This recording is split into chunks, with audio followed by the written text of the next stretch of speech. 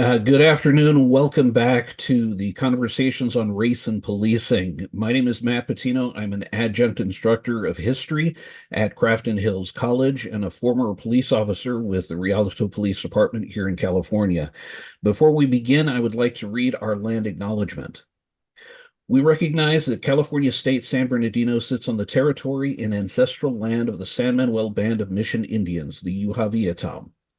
We recognize that every member of California State University San Bernardino community has benefited and continues to benefit from the use and occupation of this land since the institution's founding in 1965. Consistent with our values of community and diversity, we have a responsibility to acknowledge and make visible the university's relationship to Native peoples. By offering this land acknowledgement, we affirm indigenous sovereignty and will work to hold California State University San Bernardino more accountable to the needs of American people and indigenous people. I'll now turn it over to Dr. Murray. Thanks, Matt. I'd actually like, before we get started, to briefly ask Michael German and Robbie Madrigal to quickly introduce themselves before I Hi, introduce our guests. everyone. Thank you, Jeremy. Hi, everyone. My name is Mike German. I'm a fellow with the Brennan Center for Justice at NYU Law School, and I previously served 16 years as an FBI special agent. My name is Robbie Madrigal. I work in the File Library, and I am responsible for programming and communications. And I've been on campus for 22 years. Thank you, Michael and Robbie. And Mary just joined us. Mary, can I ask you to briefly introduce yourself, and then I'll introduce our guests. Great. Thank you, Jeremy. Sorry for my tardiness. My name is Mary Texera, and I have taught for a number of, I was going to say years, but it's probably decades, in the sociology department at Cal State San Bernardino, and I am recently retired. I'm very, very happy to be here, and welcome to our guests. Thank you, Mary. And I want to also again thank Thin Live for keeping us going with Tech Matters. And I also want to note one of our fellow organizers, Stan Futch, who is served 35 years with the City of Riverside Fire Department, a community activist and member of the West Side Action Group, who is also a tireless member of our organizing team, but just wasn't able to join us today. And I'm Jeremy Murray. I teach history in the department here at California State University, San Bernardino. To briefly introduce our guests and then to turn it over to them, I'd like to first introduce Dr. Roger A. Mitchell, Jr., medical doctor, MD. He's a forensic pathologist, a fellow of the College of American Pathologists. He's chair of pathology and chief medical officer for the faculty practice plan at Howard University. Dr. Mitchell is a board certified in anatomic and forensic pathology by the American Board of Pathology and now serves as professor and chair of pathology at Howard University College of Medicine. He also serves as the chief medical officer for the Howard University Adult Ambulatory Care Center. He's the immediate past chief medical examiner for Washington, D.C., where he served from 2014 to 2021. Just before his tenure ended, as chief medical examiner, Dr. Mitchell was the only forensic pathologist in history to also serve in a dual role as interim deputy mayor for public safety and justice. He's also a widely published scholar and sought-after expert on a number of subjects, one of which, of course, will be the topic of today's discussion, and the book Death in Custody that he co-wrote with our second guest. Dr. Jay Aronson, PhD, is the founder and director of the Center for Human Rights Science at Carnegie Mellon University, and a professor of science, technology, and society in the history department. His research and teaching examine the interactions of science, technology, law, media, and human rights. Dr. Aronson spent nearly a decade examining the ethical, political, and social dimensions of the post-conflict and post-disaster identification of the missing and disappeared in collaboration with a team of anthropologists, bioethicists, and forensic scientists he assembled. This work built on his doctoral dissertation, a study of the development of forensic DNA profiling within the American criminal justice system. In his recent book, Who Owns the Dead? The Science and Politics of Death at Ground Zero from Harvard University in 2016, which analyzes the recovery, identification, and memorialization of the victims of 9/11 World Trade Center attacks, is a culmination of this effort. We will hear more about this recent work conducted with Dr. Mitchell in today's presentation. And we'll also be sharing faculty profile links for both Drs. Mitchell and Dr. Aronson, as well as links to their podcast, Official Ignorance, and the recent book, Death in Custody, How America Ignores the Truth and What We Can Do About It. And I also want to note that our guests chose to forego a speaking fee, and instead they generously are going to have these funds go to copies of their book for free raffle and distribution. So we'll give some away at the end of today's session, and I will also have some left in my office for those who inquire, and I'll drop my email into the chat later. Finally, thank you to the CSUSB College of Social and Behavioral Sciences, Dean Christina Hasija, and the CSUSB Libraries, and Dean Rebecca Lubis, and the Diversity, Equity, and Inclusion Committee. Please join me in welcoming our outstanding guests, Drs. Aronson and Mitchell. Thank you so much. I probably should have put a stipulation in my contract that I got to be introduced first, because it's always hard to hear myself be introduced after Roger gets introduced, because he's such an amazing person. So, but I'll still go on. Thank you so much for having us. I am gonna put my screen share on for just a few minutes. What we were thinking is that we would just give a brief overview of the book and our argument, and partly how we came to write it and how we met.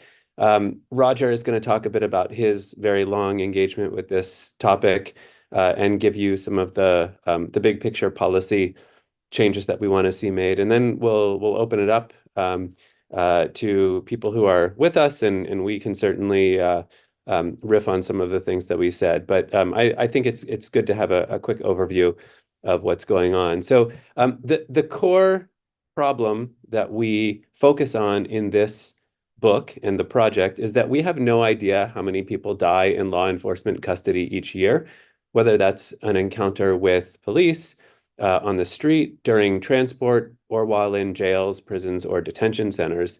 All current counts are undercounts, and the scope of the issue is intentionally ignored by the very systems that are supposed to be tracking these fatalities.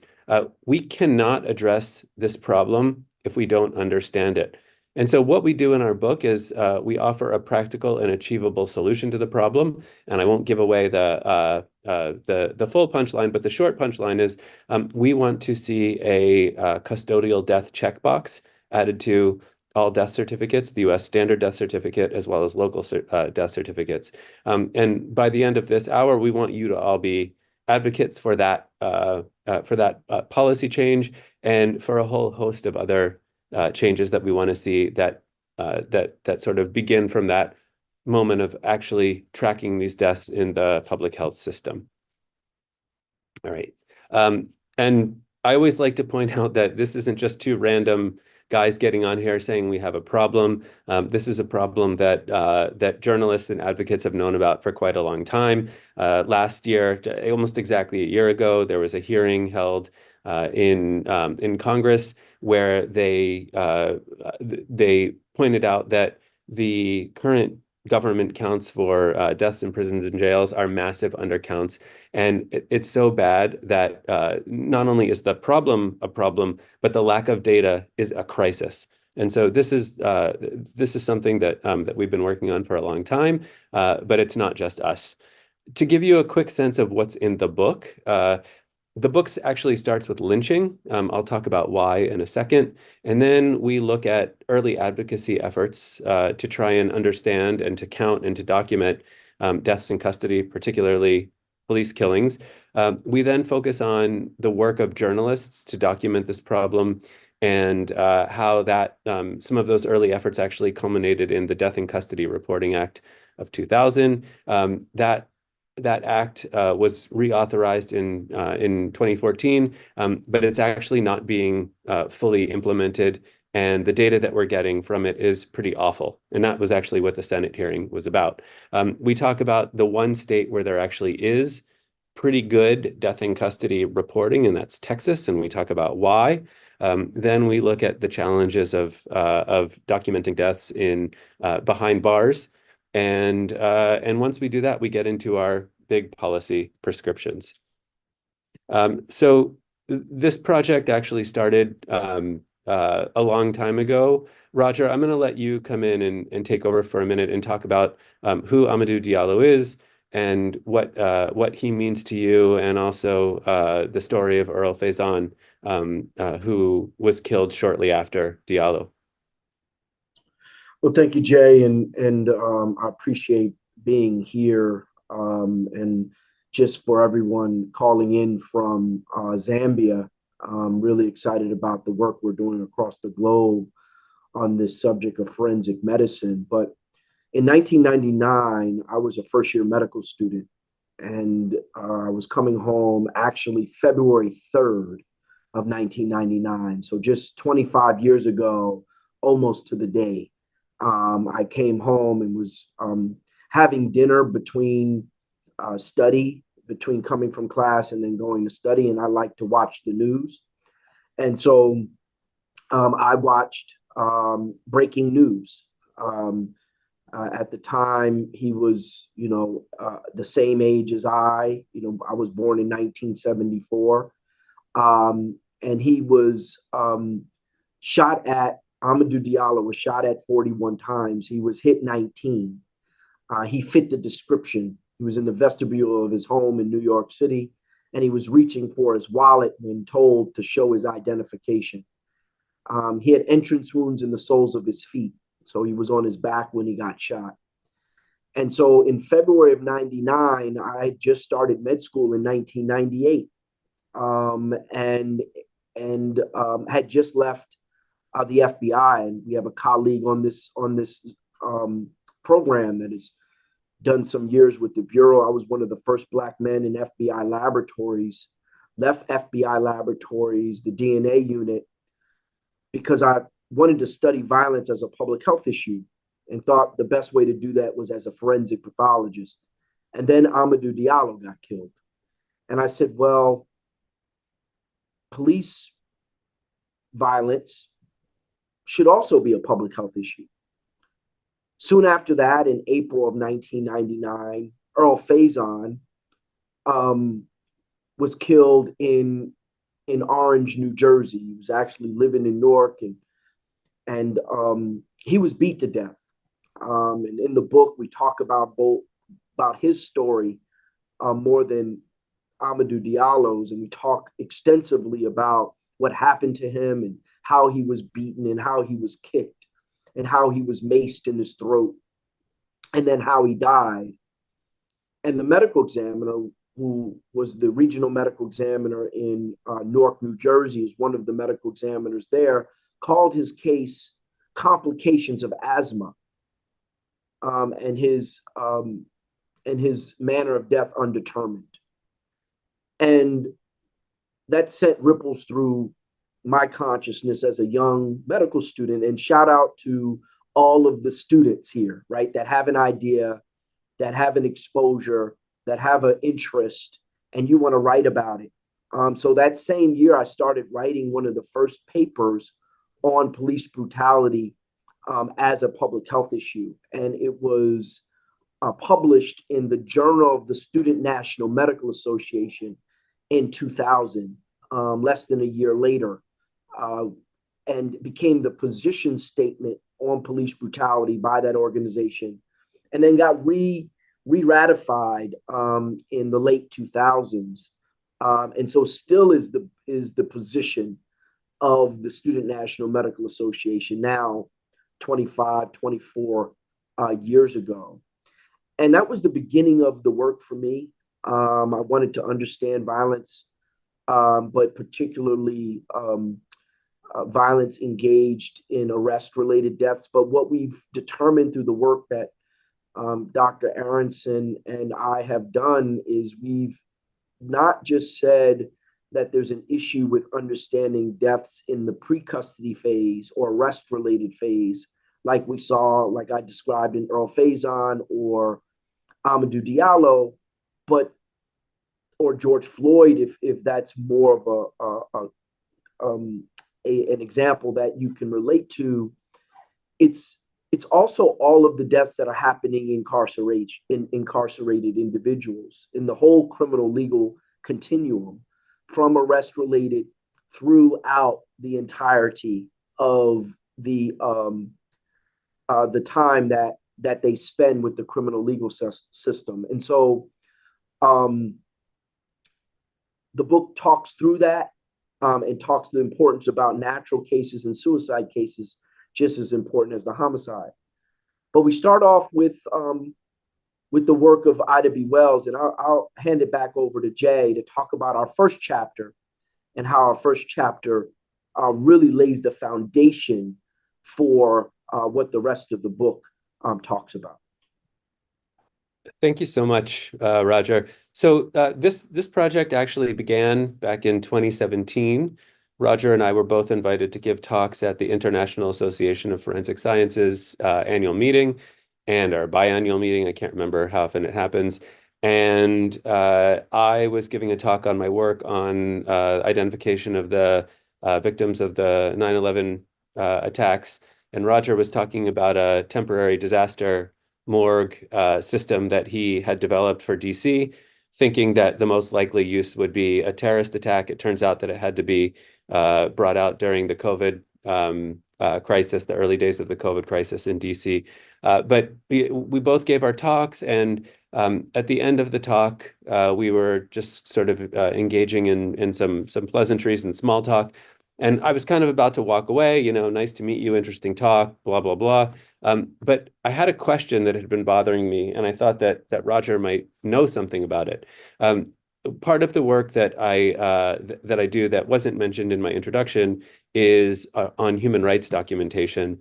And in particular, I had been involved in several projects that explored the use of video on social media and on the internet to document deaths in conflict situations and places like Syria and Ukraine and Mali and elsewhere. And as I was doing that work, I would occasionally, like all Americans, see a video of an instance of police brutality or even a police killing.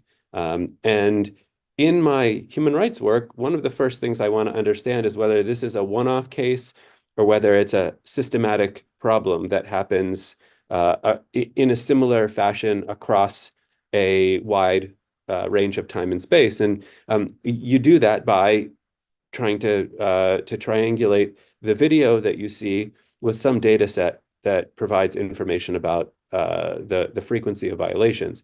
And I didn't really know much about the situation in the US, but I figured that Roger would probably know where the data set was about how many people die in custody, because this is a democracy. We're a functional democracy. We uphold and respect civil rights, not perfectly. So I just assumed it was there and maybe it wasn't easy to find. And so I said, hey, you know, Roger or Dr. Mitchell, I have this question. Where do I go to find the data on how many people die in custody every year? And he kind of looks at me and laughs and says, it's a long story. I'm really hungry. I came straight from the airport and gave this talk. Why don't you come with me while I get something to eat, and you can have a drink and I'll tell you the story. And so I had no idea that this was Roger's passion, that this was what he was working on, that this was the thing that really motivated him to do the work that he did. I just figured that he might know where the data was. To make a long story short, over a 2-hour conversation, he basically laid out the contours of what's now our book. And one of the things that he said to me during this conversation, as we kind of got into things, was, you know, Jay, I really want to know who the Ida B. Wellses of death in custody have been over the past 100 years. And I thought it was a kind of strange question because I thought this was a data and human rights question. And I didn't really think of how a journalist like Ida B. Wells fit into that immediately. It became quickly apparent to me. But he basically wanted to know what he was asking was, who are the people who have been trying to push back against what we call official ignorance? Just like with police killings during the period of lynching, the federal government did almost nothing to try and figure out who was dying and who was actually killing people who were lynched. The local death investigation system functioned in the same way. Death at the hands of persons unknown. The idea that even when the lynchers brought the body to the coroner in the county, the coroner would still have no idea who did it, because these killings were being done in the name of the community to keep people in power, quote unquote, safe. And so that was the question that he asked me. I wasn't sure it was the right way of going about this. And I wasn't even sure if I wanted to write a book with Roger at the time. So we kind of went our separate ways after this conversation and kept on going. And at a certain point, I realized that I actually couldn't turn away from this topic, from this problem. And part of the reason was that because people were dying at the hands of law enforcement and the criminal legal system in my name, I am the person, I am the face of the population of people who are protected by policing at someone else's expense. And that really bothered me. And so I agreed to write the book after several conversations and after, a bunch of other, a little bit of extra research. And so one of the first conversations that we had following up on this issue of who are the Ida B. Wellses of death in custody was we needed to start the book with lynching. And I was like, I don't really want to do that. I think that it's a complicated path from lynching to death in custody. And I think that might open us up to criticism. And it's actually a different phenomenon, because lynchings are extrajudicial, outside of custody, and we're actually focusing on deaths at the hands of the law enforcement system, of government officials. And so I didn't want to kind of confuse those. But Roger was insistent that this was the right way of going about it. And I said, okay, I'll go do some research. And actually, within a couple of weeks, I sort of felt like an idiot that I had ever questioned him. It turns out, and by the way, here's just I forgot that I included this in this one. So you can see here headlines of coroners actually being complicit in hiding or covering up these lynchings, these murders.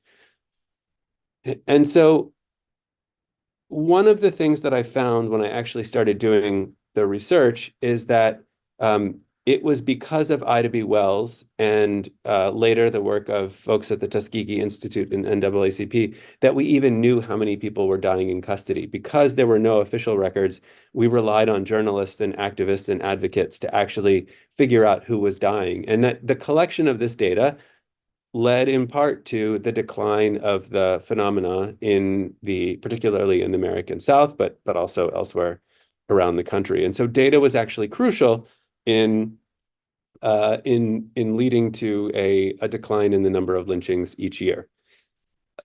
At the same time, there was something else going on. The other thing that was happening was that as the phenomenon of lynching, or as the practice of lynching was kind of fading away in the American South, racist policing was becoming increasingly prevalent, and even more importantly, the death penalty, that capital punishment, was increasing. You can actually see the numbers of lynchings decrease and the numbers of people put to death by the criminal legal system increasing, particularly in the South, but elsewhere around the country as well.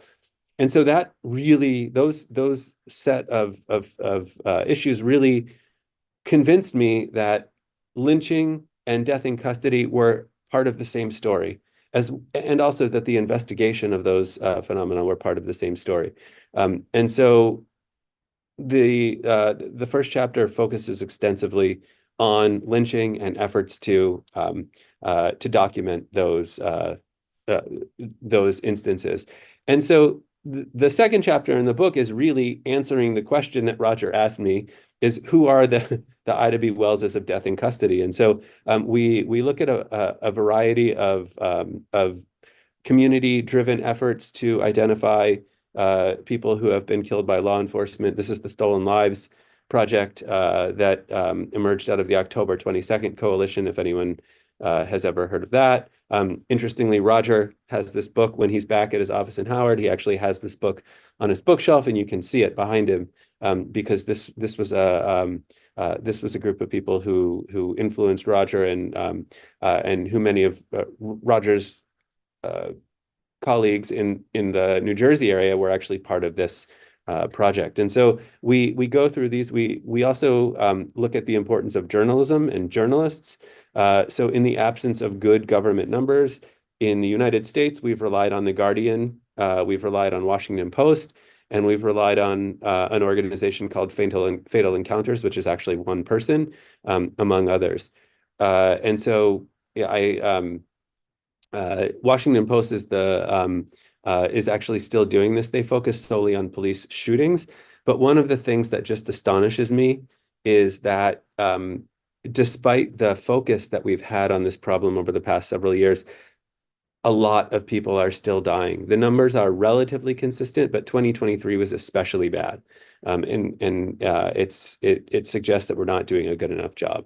One of the other journalists who we focus on is Mike Masterson, just an absolutely amazing human being who made this his one of the core things that he focused on as he traveled around the country. Started in Chicago in the early 80s, was originally from Arkansas, went to New Jersey, spent time in LA. He was the San Diego County reporter for the LA Times for a while, and then ended up at the Asbury Park Press in New Jersey. And he was one of the conditions of being hired there was he could do a year-long investigation, an investigative report on death in custody in the United States, and ended up putting together an extraordinary set of stories. I don't know how it didn't win many awards, but the incredible thing was that it actually led to the signing of the Death in Custody Reporting Act. It was because he printed out a bunch of copies of all of the stories and went to Washington and said, I'm not going to leave Washington until I get politicians to care about this. He had connections in Arkansas and with Bobby Scott, who is a representative from Virginia, and Bobby Scott and the Hutchinson brothers, Asa and now I'm blanking on his name. But his brother, who are from Arkansas, the three of them succeeded in getting the Death in Custody Reporting Act passed in 2020. In 2000. And Roger, I think I'm going to turn it back to you to talk a little bit about the Death in Custody Reporting Act and why it's not good enough and why we need the public health infrastructure to also pay attention to this problem. So, as you see in this particular depiction, prior to 2000, prior to the work that Mike Masterson was doing to bring attention to death in custody, and he was looking at local jails, state-run jails and prisons, and he was really showing that there was not a coordinated effort to capture data surrounding individuals dying in jails and prisons within the United States. And so this Death in Custody Reporting Act, HR 1447, was established back in 2000, and it was established primarily for prison and jails. And you can see that for 3 years, it was moving forward. It actually expired prior to the 2013 reimagination of the law, but they were doing such a good job at it, the Bureau of Justice Statistics. They had over 90% compliance of the jails and prisons. And so there was a good set of data. And I was, consuming that data out of the Bureau of Justice Statistics, or BJS, for those years. In 2013, it gets reintroduced and brought into federal law, and now it has a requirement that has a penalty associated with it. Because of some bureaucratic issues, Bureau of Justice Statistics, or BJA, can no longer be the administrator of this data collection because of the penalty that comes along with it. So it had to be transferred to BJA, Bureau of Justice Assistance. That was the grant-making authority and could also levy some type of penalty for non-compliance. That really led to a dismantling, whether knowingly or not, to the Deaths in Custody Reporting Act. You can see here, and I'm glad that Jay gave us a sneak peek of the second one. 2019, you see suicides. This is just for cause of death from 2001 to 2019, unnatural deaths in state prisons. We won't read the fine print. This can be found online through your searches. But you can see suicides on the rise, and is on the rise and really has a steep rise from 2015 to 2019. You could see drug, alcohol, and intoxication from that 2014 push. This is really where fentanyl is hitting all drug supplies in the country. We saw it when I was chief medical examiner in the general population, and we saw it within the incarcerated population in these jails. And then you could see a rise in homicides. The only thing that is leveling off is really the accidents. And so in 2019, we no longer, and if you go back to the last slide, Jay, we no longer have reliable data that's coming out of the federal government. We really never had good arrest-related data. That was hit or miss. We had some pretty good jail and prison death data at the heyday of this 20-year stint, but now have none. I just need you to realize how that is. So, and what that means. We do not know today how many people are dying in the custody of our law enforcement and in our criminal legal system. And why is this important? It's because from a public health standpoint, it's important to know why people die. Mortality data is extremely important. Harvard reviewed our book and suggested that we were embarking upon a new type of studies called death equity studies, understanding the impact of mortality on morbidity, right? How people live with disease or injury, and how people access healthcare, access what W.E.B. Du Bois, the 5 major areas: education, economics, housing, healthcare, and non-disparate criminal justice practices. And we know that access is important when we talk about social determinants of health. And so in the law of the Deaths in Custody Reporting Act, it says the reason why the law has been enacted is because we want to understand how many people are dying and the impact of the criminal legal system on the actual deaths. And that's really a public health mandate. It's within a criminal legal framework or a criminal justice framework, but it's really a public health mandate. Yet the law falls short of asking the public health institutions to generate public health data surrounding death in custody. You can see here the phases of in custody. I want to see the next slide, Jay. You see the phases of in custody. And these phases of in custody is on the continuum from pre-arrest to arrest-related to incarcerated to in jail or prison, and even some post-incarcerated deaths. And these deaths can span the 5 manners. So they're not all homicides. They can be natural or suicides or accident and undetermined, but we don't really have a good depiction of these things. The public health infrastructure, our vital statistics, our vital registry is the organization that tells us who dies. There's 2 things that we get as Americans in this country that the government gives us and promises us: a birth certificate or a death certificate. The rest of it is up for argument, but we get a birth certificate and a death certificate. That death certificate is extremely important for us to understand the deaths that we have in this country. So what is that? How do we know that? Well, if there's any Black women in the audience or will listen to this in its asynchronous form, then we know that maternal mortality is a big issue, that women of color are dying at a higher rate inside and around those around childbirth. But the reason why we know that is because there's a checkbox on the U.S. standard death certificate that tells us if of an individual that died, were they pregnant, were they 42 days within pregnancy, were they a year within pregnancy.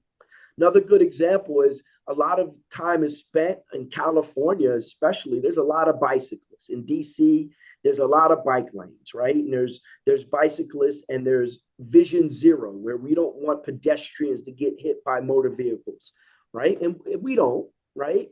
And the reason why we know pedestrians are getting hit by motor vehicles or drivers or cyclists or motorcyclists is because there are a series of check boxes for automobile accidents surrounding these deaths on the U.S. standard death certificate.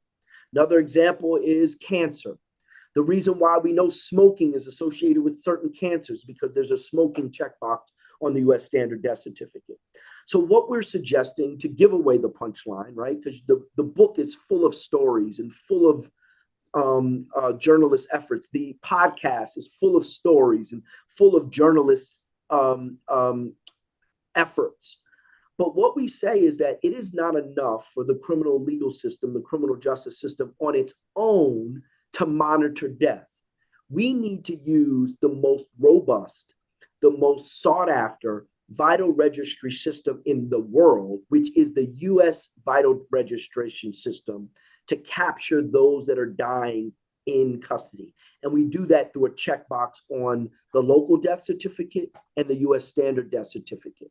Not to replace the work that the Department of Justice is going to do surrounding identifying particular circumstances surrounding death, but to be clear that those certifiers of death like me, board certified forensic pathologist, physician, those coroners, those ICU docs, right?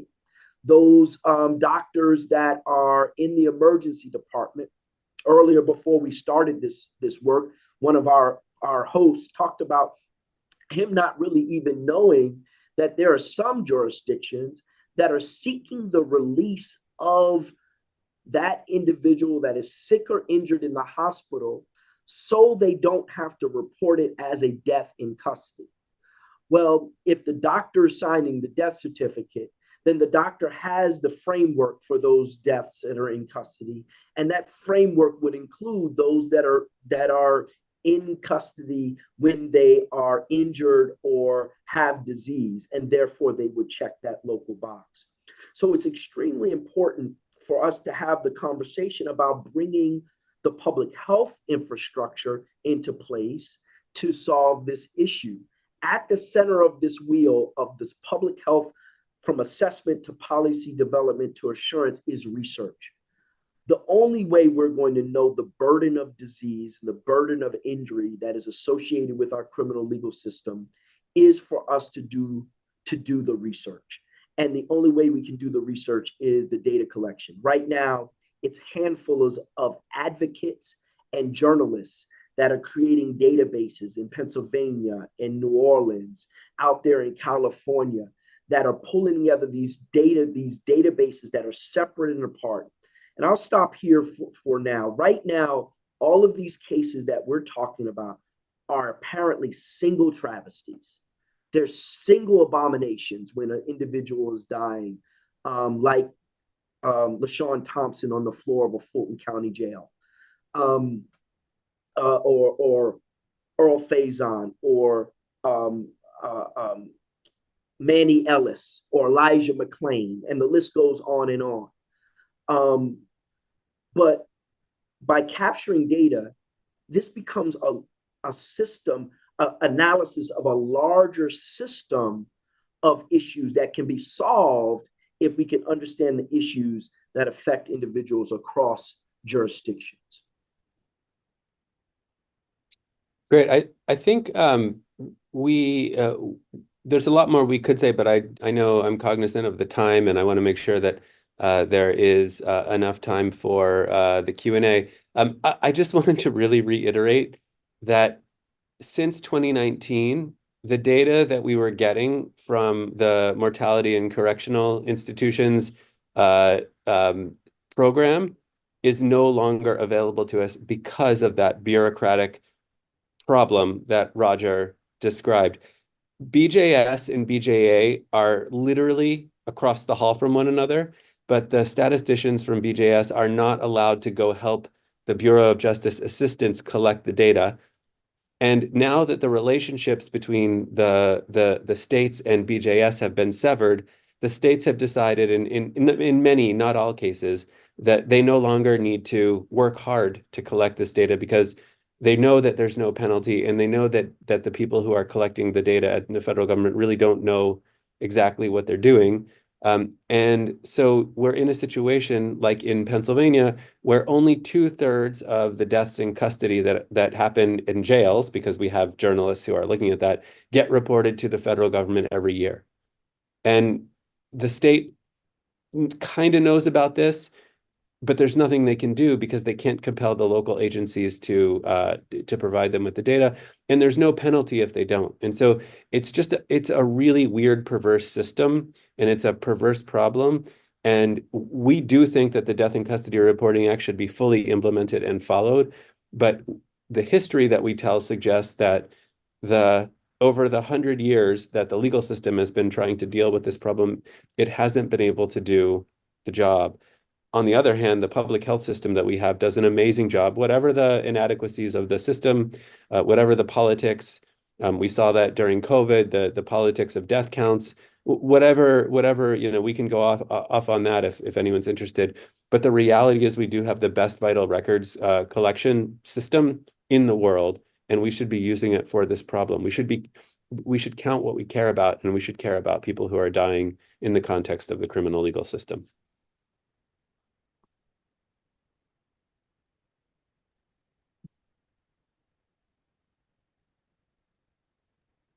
So how do we want to handle are there questions from the panel who we can see? Are there questions from the audience? I can ask Roger to talk about some secondary review of autopsies that he's been working on with Colin Kaepernick and the Know Your Rights camp. There's a lot we can talk about. I just want to see if there are specific things that anyone either on the screen with us or in the audience would like us to address.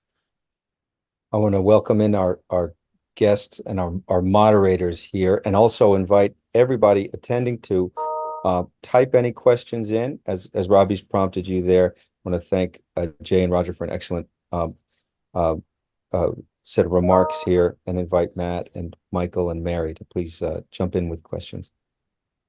Thank you so much for this wonderful work that you're doing.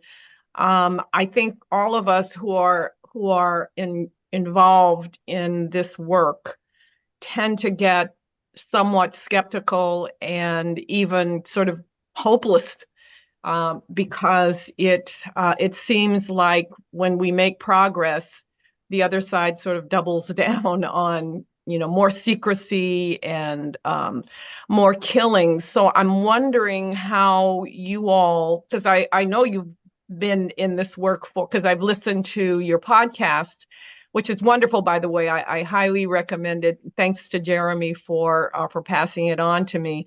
I'm just wondering how you cope with the roadblocks, how you take care of yourselves. And I know that's not a specific question about the work that you're doing, but I think so many of us who are involved in this, we really do have to take care of ourselves. I'm thinking of going into therapy because it is such, you see so little progress. So with that, I'll Professor Aronson, what do you think? So I totally agree. I will say that writing this book was absolutely gutting on so many levels. I mean, there were periods where I was crying, and it was awful on so many levels. But there were moments that actually gave me a ton of hope. And just, part of it was the relationship that I developed with Roger during the writing of the book, and we talked some about that during in the podcast, and I mean, we became really good friends, and I'm inspired by the work that he's done, and what I've learned from him. And I will say that so one little anecdote that I want to share is Roger mentioned that Student National Medical Association paper. That actually that statement has been revised 3 times, or twice actually. It's in its 3rd edition, and I was searching around, police violence as a public health issue, and I come across this paper that was calling for exactly the kinds of changes that Roger was advocating for, and laid out the issue of death in custody as a public health issue, and it was amazing. And I on the first page it said something about like 3rd edition statement, whatever. So I read the whole thing, and I was like, oh my God, I can't wait to share this with Roger. Like, someone's finally caught up to him. And so I was like, I wonder who wrote this thing. So I scroll back to the first page, and it was, 3rd edition, Student National Medical Association. And then it said the first edition written by Dr. Roger Mitchell in 2000. And I think I was probably just a bit emotional at the time, but I was in tears. I was literally in tears about like how cool this moment was. And then of course I called Roger, and we had a nice moment about it. So that's one thing. The other thing that I'll say is that anyone who's an activist and anyone who's in any kind of advocacy knows that the process is slow, and the better job you're doing of being an advocate, the harder the pushback is and the more resistance you get. If you're doing stuff that nobody cares about, then you can do it because it doesn't affect anyone with power and who's doing bad stuff. But the minute that you're doing things that actually matter, the people who are harming and who are benefiting from whatever problem you're trying to fix are pushing back. In California, you can no longer use the cause of death, excited delirium, on death certificates, in part because of the work that Roger's done. The American Academy of Emergency Physicians has rescinded its stamp of approval of this condition called excited delirium, which is to make a long story short, we talk about it in our book. In the 1980s, several prostitutes were found dead in Miami, and an assistant medical examiner there came up with the theory that because they had cocaine in their system and that they were prostitutes, they were dying because they were having sex with men of their species. These were Black women mostly. And they were having sex that was so vigorous with men of their species that they were overheating, that their bodies they lost control of their bodies and they died. Turns out there was a serial killer in the area, and they figured that out. But the idea never expired. Dr. Vincent DeMaio and his wife began to argue that when you see Black men getting into altercations with police, they were dying not because of the actions of the police, but because they had excited delirium, that they developed superhuman strength, and that in order to protect themselves, these cops had to ramp up the level of force that they were using. And so this was a debunked theory soon after it was created, but it has a life. And so Roger and Physicians for Human Rights and many others have been pushing back against this, and we've seen progress there. I will also say that we know a lot more thanks to the work of journalists who I'm friends with, who inspire me. And so we see progress, and we see people within the political sphere and within the police and criminal legal sphere who actually want to do something about it. So as much as I'm depressed and as much as it's horrible, I have seen progress even in the time that I've been involved in this.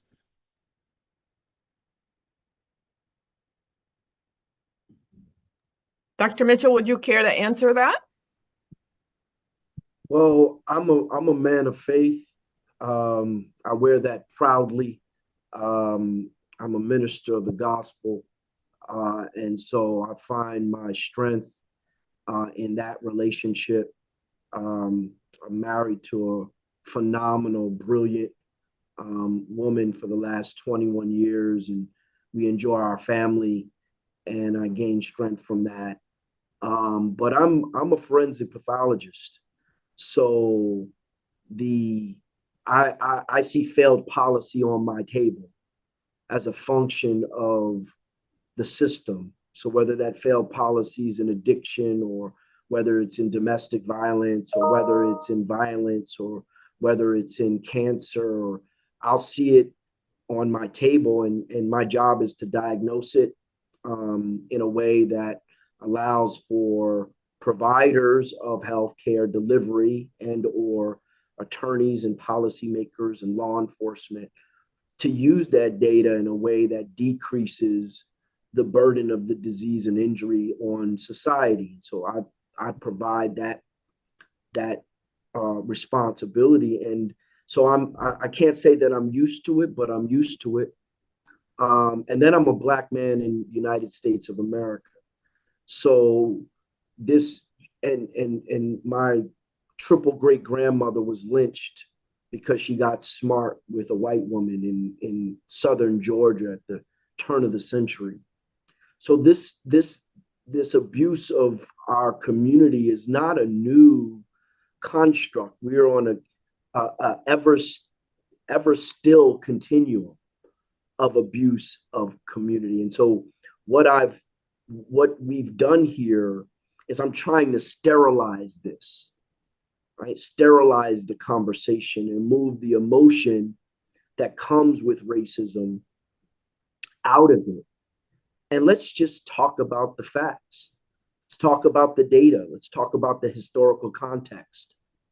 And if you really look at it, you know, we were just, Jay and I just gave a talk at the Pennsylvania Prison Society. It was phenomenal. It was well attended. We were in Pennsylvania. They were excited about it. They bought some books. It was great. And this old white woman comes up to me at the end of the panel. And she said, I just want to know what I can do to help. Can I just help? It seems like no one's listening and I want to help. And I said, okay, well, why do you want to help?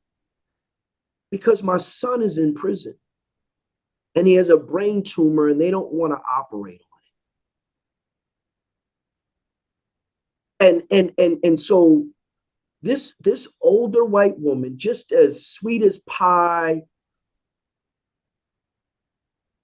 the concept in this country would make you believe that she could never have a son that was in jail or a prison, that would need equity in healthcare delivery for his brain tumor. But the reality of it is that this issue that we're facing is not a black or white issue. I mean, I'm sure when the data comes back for real, that black people and brown people are suffering at a higher rate. Of course, this is America. But that's not an absence of poor white people suffering in our jails and prisons. And so this conversation that we're having is being picked up. I mean, I've been at it for 25 years and I'm now, amongst elite professors talking about it, right? So it's being picked up. There's a lot of things happening at the American Bar Association, the National Medical Association. Matter of fact, the National Academies of Science, Engineering, and Medicine is looking at this issue. I don't want to spill the beans on any of that, but there's work that's happening that's moving this forward. And so we wanted you to be engaged. We want you to call your local legislator and say, hey, let's have hearings on death in custody. Hey, let's talk about putting a checkbox on the local state death certificate. Hey, you just banned excited delirium in California. Let's go a step further. Let's track all deaths in California that's associated with the criminal legal system. Let's have fatality review committees, just like infant fatality and maternal mortality. Let's get that legislated and have that at a county level to know how many people are dying at the hands or associated with the criminal legal system. So there's something that your listeners can do and that you can do and your students can do to move this forward. So if I can jump in there were a few questions in the Q&A about how people can really advocate at a local and national level, and I think Roger started to provide some of the answers. I think one of the best things that you can do is you can advocate your local leaders to try and get a checkbox on the California state death certificate. the vagaries of doing it at the national level are quite complicated, and as we all know, the politics are our political system sometimes works and sometimes doesn't. That's all I'll say. But you have much more power and influence in your own state. So I would start there and work with your state reps and your state senators and the state public health infrastructure. I think that's what I would do first.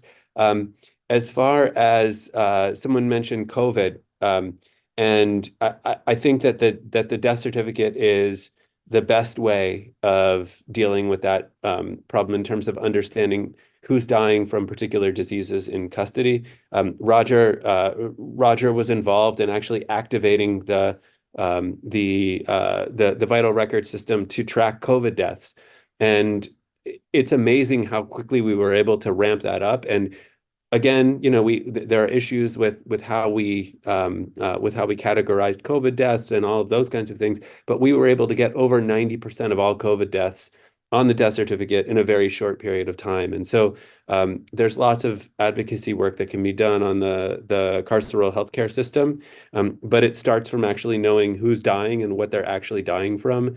And so I'd like to see that, I'd like to see that data being available to public health practitioners, to medical practitioners, and to advocates, so we can all figure that out. So I think we've run out of time. Just one really quick last question. What does the box say?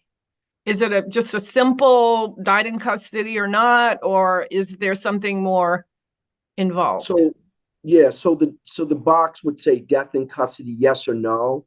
And then it would say pre-arrest, arrest, incarcerated/jail. And so those would be the three sub boxes. So it would be similar to the motor vehicle checkbox, because the motor vehicle and the pregnancy checkbox on the death certificate has a master checkbox and then has a couple subs. That would be the best situation. In DC, when we put the box on, we could only get death in custody, yes, no, or unknown. And so that would even suffice, even if we can't get it into the phases, yes or no. And that actual box in DC has to be checked on every single case. So the checkbox has to be, so it forces you can't go any further without an active checking of that box. And invariably, the majority of the deaths, you're checking no. But for the subset, and a group of us are working on publishing the data that's coming off the DC checkbox. Hopefully that'll be out by late spring, early summer. So this is not generated by the PD, but the coroner. The boxes. Well, so the box would be on the death certificate. So those individuals, it will be on the local death certificate. So they will see the primary doc, whoever the doctor is signing the death certificate would see that box and be able to check it based upon where that person dies. So if it is a injury that's causing death in most jurisdictions, particularly in California, the coroner, sheriff coroner, or medical examiner will be signing those death certificates. Keep in mind, in California, you still have a remnant sheriff coroner system. And your governor just shot down a bill that would have abolished the sheriff coroner system, because I was part of that work. So you still have coroners who are sheriffs of the jails where the deaths are occurring that would be required, that are still required to certify those deaths. And there's obviously an apparent conflict of interest and perceptions of bias, even where bias doesn't exist. And in forensic medicine, we like to suggest that you need to remove bias even if it doesn't exist, even if there's a perception of such. I know we need to go. The only thing I wanted to add is that the checkbox is the first step in the process of using that data to figure out what's going on. We need death review panels in addition to the checkbox. And if we could just take a couple minutes extra, just in case Matt and Mike have a question or a comment. My question was what you just answered, Roger. I wanted to highlight the California that outrageous situation that was highlighted in the podcast. But Mike and Matt, if you want to jump in, and also I want to just click answer live so that Corrine Nichols' excellent comment goes over so that attendees can read that too. Oh, It's a really terrific a comment about other ways that neglect and things like that can slip through the cracks. So I'm going to move that over to the format so that attendees can read her excellent point. But Matt and Mike, please jump in, and then we'll move toward wrapping up. I just wanted to say thank you to both of you for your work and for your willingness to participate even from across oceans and continents. Thank you very much. Yeah, I also just wanted to say thank you, Dr. Mitchell. I don't want to keep you much later. I know that it's very late where you are, but thank you so much. We'll probably go on for another hour at least. Well, we're listen, this is so important. Jay and I have, spent a lot of time. We started writing this book back in 2017. We started writing it before, there was a lot of attention. This is before George Floyd. We started writing this book. And so this is something that was on our minds and in our hearts to work on. It's just that it's as relevant today as it was 25 years ago. And quite frankly, it is as relevant today as it was when Ida B. Wells was talking about it. And so, Jay and I now are in that fray of being willing to have these conversations about what the government can do to make sure that we're tracking, preventable deaths in our system, where particularly in an environment where we cannot move or have our freedom and require healthcare delivery and require food and require water from someone else. So we should at least be tracking how that's going. Jay is often very vocal about this is just the beginning. And quite frankly, he's not convinced that we can reform the system. And quite frankly, this is the beginning of showing that we need to completely reimagine our criminal justice system in a way that shows equity, in a way that centers community and centers humanity. And so I've learned so much from him in his approach to this. And so we don't want to let you guys go without telling you that Official Ignorance has been nominated for an NAACP Image Award this year. And so there's an opportunity for you to go on that Image Award and vote for us and vote for the podcast. Please listen to it. But we want to, by winning an Image Award, it would just bring that many more people to this conversation, and hopefully the decision makers that can start moving some of the solutions that we put forward in the book and in the podcast forward. Yeah, I'm just gonna before we leave, I'm gonna paste the instructions into the chat for how to go and vote. I also wanted, am I allowed to plug some upcoming Southern California events? So You're allowed to do anything you want to do. Okay, it's your time. Someone got to it before me. Awesome. So I will be at UC Irvine on May 14th. I don't know the exact details yet. So I think the Department of Sociology and also Law and Criminology. And then we'll be at UCLA together on May 15th. And we'll make sure to get you that information. So if anyone is either out in Orange County or able to get to UCLA, that'd be great. The last thing that I wanted to say before we leave is that death is still a relatively rare occurrence in the criminal legal system, but each death is a representative of a tremendous amount of harm and trauma that occurs, and that's something that I've learned. There are so many near misses on a daily basis in the context of policing and also in our carceral facilities. I was just I visit a prison here in Western Pennsylvania, and I was chatting with one of the administrators, and I asked about hey, I heard that there was an OD here, and I meant that someone had died from an overdose, and her kind of off the cuff response to me was, "Oh, that happens all the time," and I knew that, but it just kind of hit me. And I was talking to a guy who was incarcerated about the hooch that they make and how it sometimes goes bad. And these things are regular occurrences, but they don't often lead to deaths. And we're studying deaths not because we just care about people who die, but we actually want to keep people alive, and we want to highlight all of the harm that takes place. And death is just something that happens that it's harder to hide than a near miss. And so I just wanted to make that last point that for each death, there's a tremendous amount of harm and trauma that's sort of lurking in the background and in the shadows.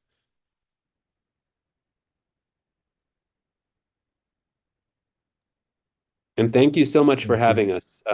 It's awesome to be able to get the message out.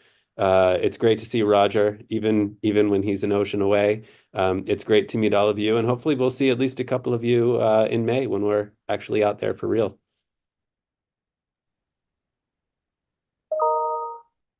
Thank you so much for the work that you're doing, and thank you for being our guest today. You were wonderful. Thank you. Take care. Thanks, everybody. Right. Thank you. Have a good Good evening. afternoon. Good night, Thanks. Roger. See ya. Good night, Roger. Bye.